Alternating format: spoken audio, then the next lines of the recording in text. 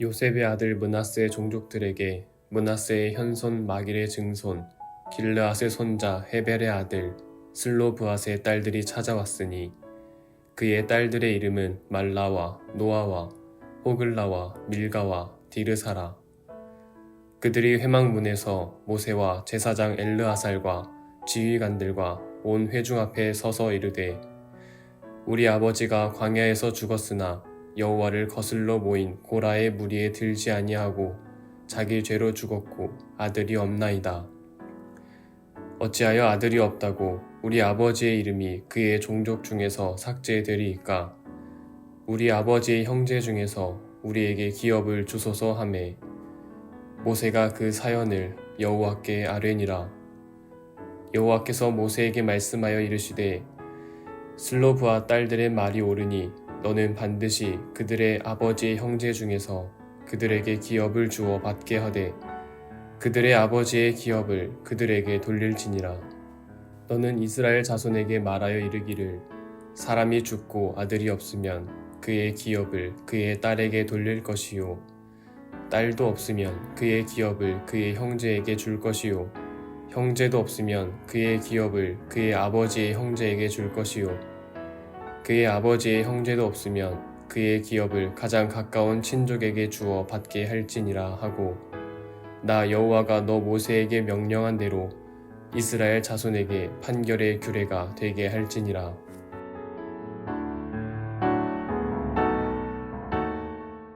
주님께서 주신 귀한 하루가 시작되었습니다. 모든 성도님들 가운데에 주님의 평강의 은총이 함께 하시기를 주님의 이름으로 축복합니다. 오늘 우리가 읽은 이 민수기 27장은 땅의 분배에 관한 이야기입니다. 가나안 땅을 차지했던 것들을 이스라엘 백성들에게 나눠주는 그런 이야기를 말하고 있어요. 그런데 그 내용이 조금 독특합니다. 앞서 민수기 26장 55절의 기록에서는 제비를 뽑으라고 했습니다. 각각 제비를 뽑아서 선정된 그 땅들을 이제 각각 지파별로 분배하라고 했었는데 오늘 본문은 다른 방법을 제시하고 있습니다. 그래서 왜 그렇게 다른 방법을 말씀하시나 봤더니 그 이유는 여자들이었기 때문입니다.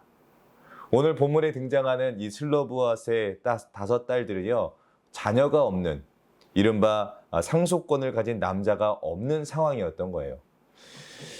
참 안타깝게도 과거에는 여자들의 인권이 존중받지를 못했습니다. 우리나라만 해도 남존여비로 대표되는 유교 사상과 가부장적인 문화 아래 여성들은 대접을 받지 못했습니다.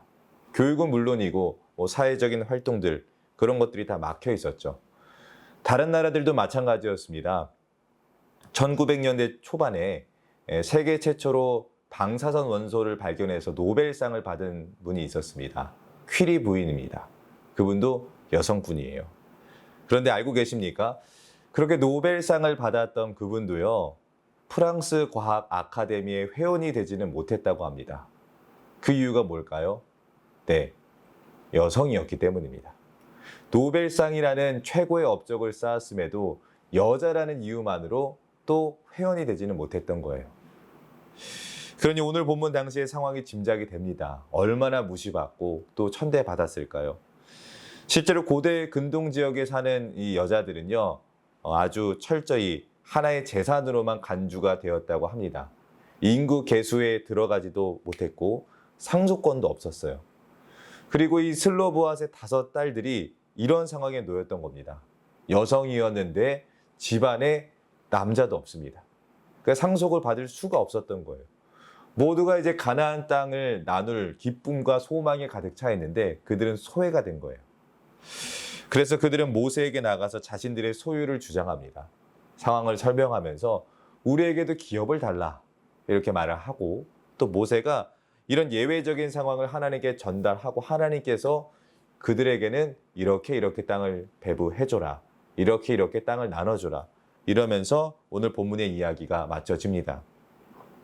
때문에 오늘 이 말씀을 통해서 우리가 중요한 교훈을 하나 발견할 수가 있는데요. 그건 바로 묻는 겁니다. 물어보는 거예요. 자신의 생각에 갇혀서 포기하지 않고 물어보는 것, 본인이 지레 짐작하여 단정하지 말고 물어보는 것, 이게 굉장히 중요합니다.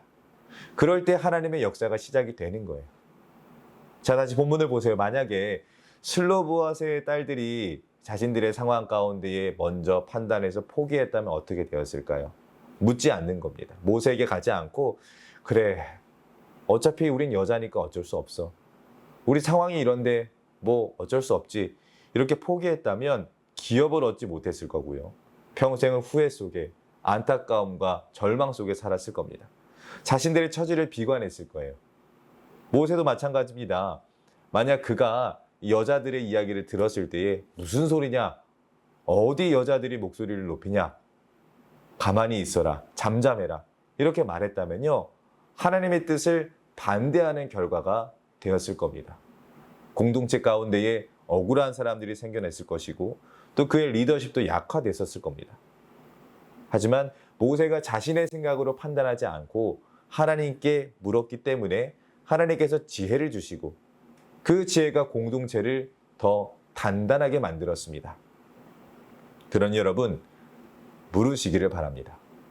여러분의 상황 때문에 먼저 포기하지 마시고 여러분의 생각 때문에 단정 짓지 마십시오. 우리가 해야 할 것은 묻는 겁니다. 모든 것을 아시고 도우시고 이끄시는 하나님께 나아가서 하나님께 기도할 때 그때 하나님께서 도와주시고 우리의 길을 열어주시는 거예요. 살아가다 보면 분명 그럴 때가 있을 겁니다. 슬로브앗의 딸들처럼 여러분들을 좌절케 하고 답답케 하는 일들이 있을 거예요. 안 된다. 그건 할 수 없는 일이다. 포기해라. 그런 절망의 소리들도 있을 것이고 여러분들 내면의 외침도 있을 겁니다.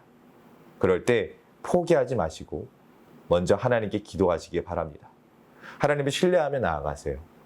또 여러분들이 모세처럼 누군가를 판단해야 될 때가 있을 겁니다.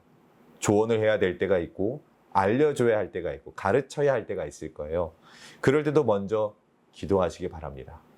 섣불리 말하지 마십시오. 내가 순간 놓치는 게 있을 수도 있고요. 모르는 게 있을 수도 있습니다. 그리고 내가 하는 이 말이 어떤 영향력으로 갈지 우리는 아무도 모릅니다.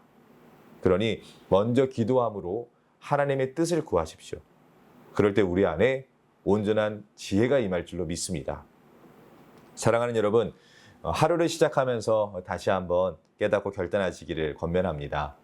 우리는 우리의 생각대로 사는 사람들이 아닙니다.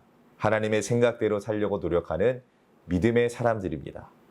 편견을 버리시고 교만을 버리십시오. 그를 위해 늘 하나님께 기도하시고 지혜를 구하세요. 그러면 하나님께서 우리에게 놀라운 지혜를 허락하시고 또 새로운 길을 열어주실 겁니다. 그러니 부디 오늘 하루도 이 사실을 기억하셔서요. 하나님께 물으시고 그 기도의 응답대로 살아가는 모두가 되시기를 주님의 이름으로 축복합니다.